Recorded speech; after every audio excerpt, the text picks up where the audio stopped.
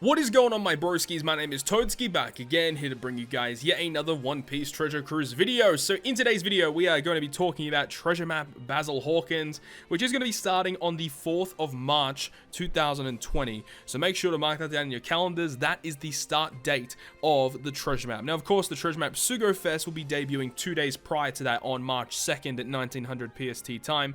So again, make sure to understand where these dates are actually going to be laid. So let's go ahead and get into this video. We're going to be talking about not only the bosses themselves, we'll go through the abilities of the actual treasure map character, Basil Hawkins, give my thoughts and opinions on him, and of course give you guys some free-to-play suggestions as to some units and stuff that you can use in order to get through this treasure map a little bit easier. So without further ado, let's go ahead and get into the video. So first of all, let's go ahead and talk about Basil Hawkins, who is a quick striker cerebral character. His stats are 3650 HP, 1520 attack, and 335 recovery. Pretty stock standard, 60 cost, and 5 socket spots after max limit break, of course. His captain ability will boost striker and cerebral characters' attack by 3.25, and also make their quick slots count as beneficial. Pretty decent captain ability overall for a free-to-play unit, you know, with no captain action or dual unit, like just a base 3.25 with a beneficial slot. Pretty nice. His special ability will max out at 15 turns with max skill ups and limit break, and he'll go ahead and change all slots into matching. Doesn't matter what class or color the unit is, they'll get a beneficial slot. It's unfortunate though, he does not remove block orbs. Block orbs will not be changed, but any other orb that you get inflicted with, he will change it into matching, which is great. And then he states that if the enemy with the highest max HP is below 70%, he will delay all enemies for 1 turn that ignores immunity. So that is a really unique ability, the fact that he can bypass that immunity buff to delay the enemies. Of course, you need to have that very set mechanic of them having 70% or below HP for the unit with the max HP on the actual boss fight. But honestly, I think this could have been improved. What I would have personally liked is that if the enemy has 80% or below, that he would guarantee you the delay through the immunity buff, because that would mean that you'd be able to go ahead and use Kaido, you know, as the captain, and then because of Kaido's ability to 20% health cut at the start of each stage, it means if you'd use this guy as a sub on a Kaido team, you would be guaranteed to get that delay. You still are able to do it technically if you just go ahead and use Kaido's special on top of his innate ability, which already will activate with every stage. So you still can get it, but it just means that if the enemy applies like a barrier or a defensive effect on the stage, then you can't really get it after activating Kaido's special. So that's a little bit annoying, and that would have been the one change, and also making him beneficial slots, you know, through the block orbs as well, which would have been great. But even if the enemy with the highest max HP has more than 70%, he'll still provide a delay, but it's a regular delay that does not bypass any immunities. But still, this unit could have been a lot better and could have had some really unique mechanics. Unfortunately, that is not the case, but I do have to say, his artwork is impeccable. So the first of the bosses that we'll talk about is the Intrusion Battle. So yes, this does have an inbuilt Intrusion Battle, and it is against Kaido. So this is stage 2, before you even reach the final boss of this Intrusion Battle. This Kaido is a dex unit and has 600,000 HP, and obviously that scales, and his preemptive attack will apply 98 turns of all poison immunity, so you can't, you know, use any poison effect on stage 2, and for 98 turns, he increases the chances of you landing on a negative or a badly matching slot, and after applying that, he does shuffle your crew's slot, so you do have a pretty high chance of landing on slots that are not very good for your team.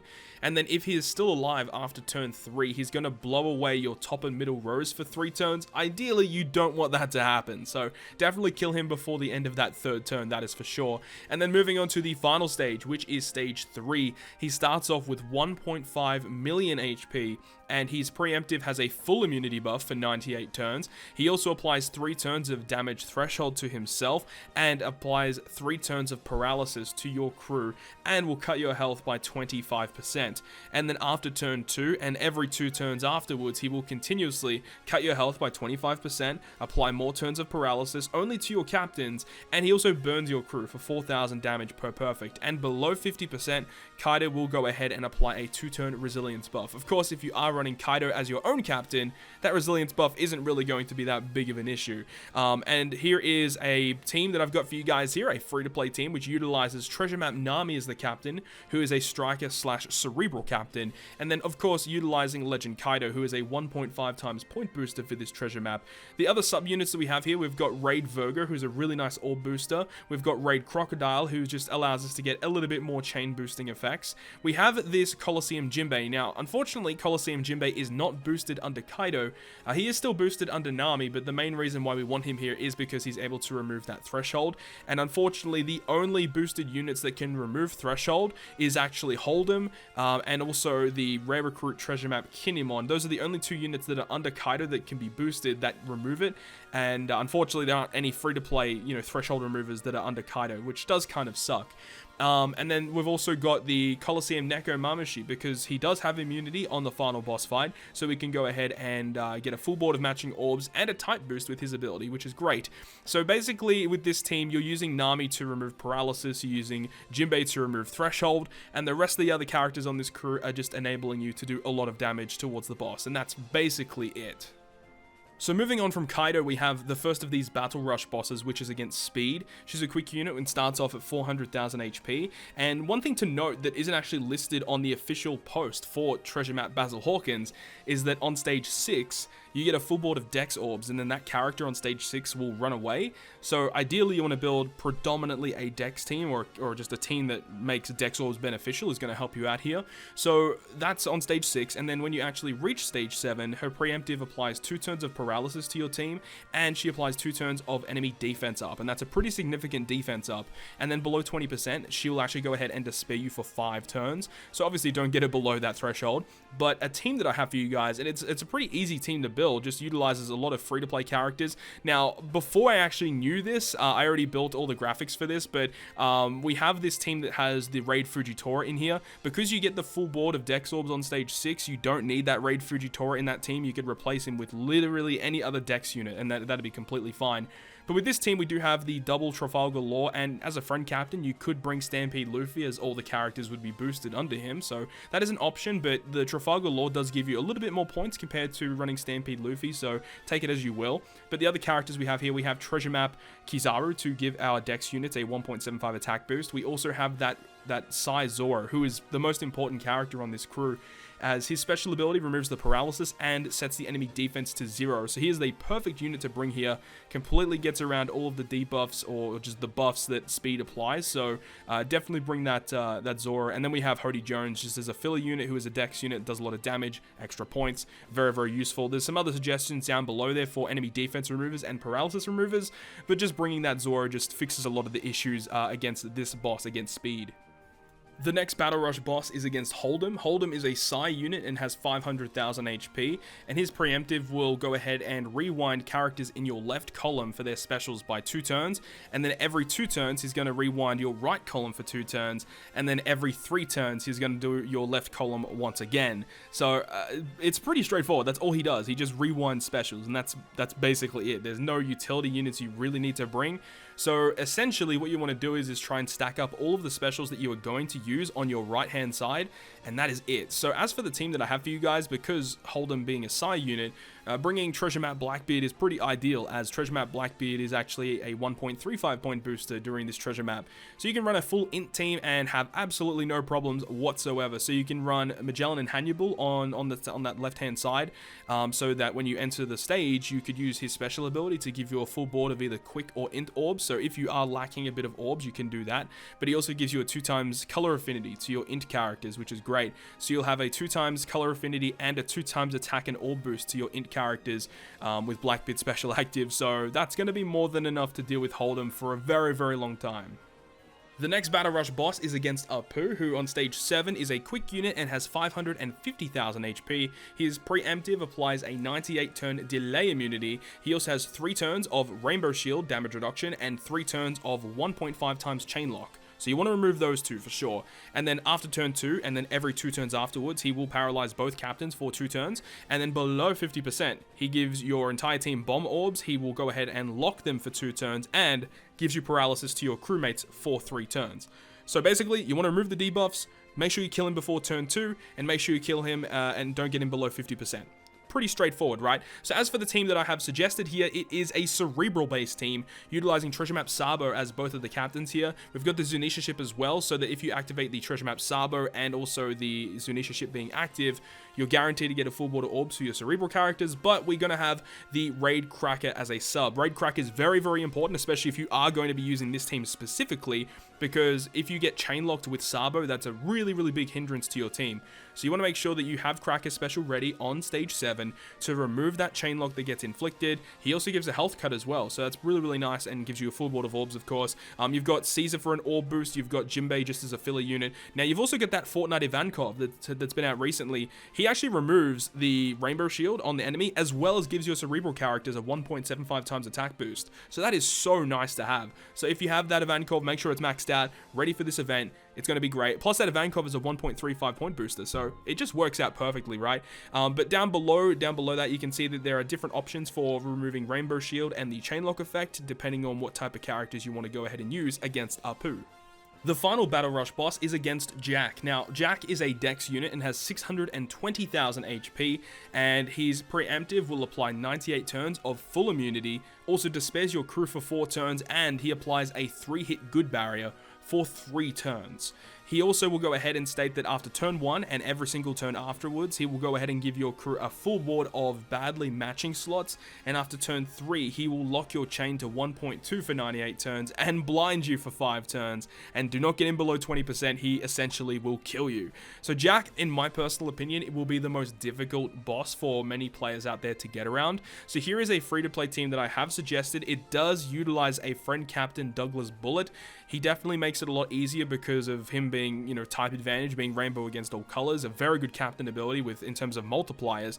But the subs that we have here, so the most important one is Robin, because she can remove, at least 1 turn of despair. If you've got max sockets, you need to remove at least 1 turn of it, which isn't going to be that big of a problem for many players out there. We've got Raid Zora as a captain, who is able to go ahead and boost the attack of slashers and driven characters. We do have Oven on this team. You can replace him with whatever you want, but he's a really nice orb booster for your team.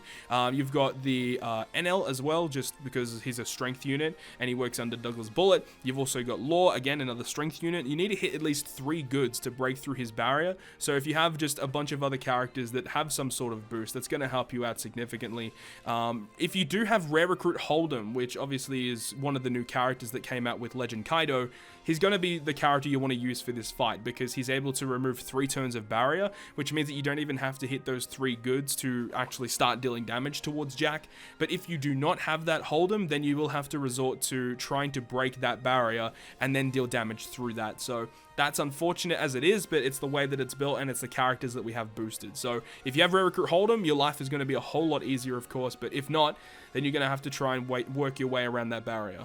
So now we get to the final boss of the entire treasure map, Basil Hawkins. Stage 6 is a quick unit with 400,000 HP, and his preemptive is a full 98 turn immunity buff, and will change all your orbs into badly matching. And every single turn, he continuously changes your orbs into badly matching, and that's all he does. So he's very, very simple on stage 6. However, moving on to stage 7, he will go ahead and have 1.1 million HP, and his preemptive will go ahead and apply 98 turns of full immunity. He will go ahead and apply 3 turns of attack down to your crew, and 2 turns of damage reduction to his side of the field, and he applies a counter effect. Now, that counter effect actually will activate every 2 turns, where he's going to deal back to your team 30% of the damage that he has taken. So that's going to be a lot of damage overall. So you want to make sure that you can kill him before that turn 2, and below 20%, he will go ahead and deal lots and lots of damage to your team. So yeah, you want to kill him before the second turn, and make sure do not get him below 20%. So let's talk about the free-to-play team that I've suggested here. It's very similar to the Intrusion Battle team against Kaido, where it does utilize Treasure Map Nami as the main captain and a friend captain Kaido. You've also got the subs of Colosseum Neko and also Raid Crocodile, which were also featured in the Intrusion Battle versus Kaido. The other 2 characters here, we have Basil Hawkins, mainly just because he is an additional point booster character. You could definitely replace him with whatever you like.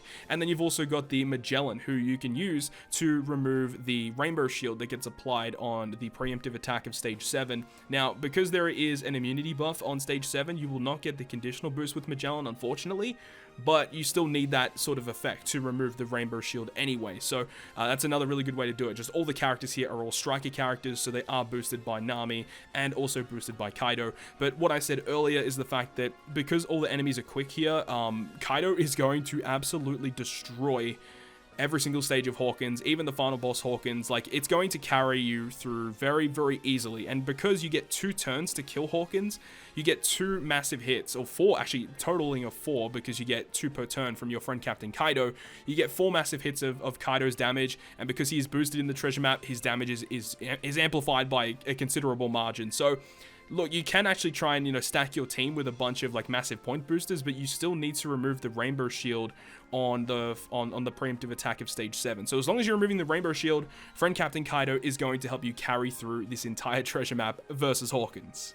So concluding this video, let's go ahead and have a look at all the free-to-play teams that I've suggested to you guys in this video along the way. So against the Intrusion Battle versus Kaido, we have Treasure Map Nami and a friend Captain Kaido. As long as you got that Jinbei as a sub, that's going to help you out a lot. I know he's not boosted under Kaido, but you need someone to remove the threshold and you need someone to remove paralysis, which Nami is able to do. And then you've got the rest of the characters just dedicated to giving you more damage. Versus speed, as long as you have that Sai, Wano, Zoro, your life is going to be a whole lot easier as he removes all of the defense and the paralysis that you need to deal with, so make sure you have that Zoro. And then the rest of the characters are dedicated to more damage. Against Holdem, Treasure Map Blackbeard, dual captains is what you want to do. Your right hand side, or I think it's a left hand side, yeah, left hand side gets their special cooldowns reduced, so make sure your right hand side has characters that you want to use their specials with, and the rest of the team is going to be very simple. Versus Apu, we are using Treasure Map Sabo as the captains here. Ensure you've got the Fortnite Ivankov as well as the Raid Cracker to remove the Rainbow Shield and the Chainlock respectively. And then with the rest of the characters on your team, you're able to do a lot of damage, just amplifying your Cerebral characters' base stats. Then you've got versus Jack, which is going to be the most difficult of the mini-bosses in my opinion. We've got a friend Captain Bullet here. I would suggest, if you do not have Rare Recruit Holdem, to use a friend Captain Bullet. If you have the Rare Recruit Holdem, your life is so much easier as you can remove the barrier that Jack actually applies to himself. If not, you will have to rely on Bullet, in my personal opinion. Then we've got the Hawkins team, which we just went through. Once again, very similar to the Kaido Intrusion Battle team. We've also got the Nami, we've got the Crocodile, we've got the Hawkins. But of course, you need the Nami and also the Magellan to remove the Rainbow Shield that gets inflicted. And then you've also got Nami to remove paralysis and anything else that gets inflicted. Attack down, that's the one I was thinking of. Yeah, so it's paralysis with Kaido and then attack down with Hawkins. So that is going to conclude this video today, guys. I really hope you guys enjoyed it, and if you guys did, make sure to go ahead and leave a like, and if you want to stay up to date with all the content that I post, including more One Piece Treasure Cruise content, make sure to hit the subscribe button down below. But on that, guys, I'll see you guys within the next video.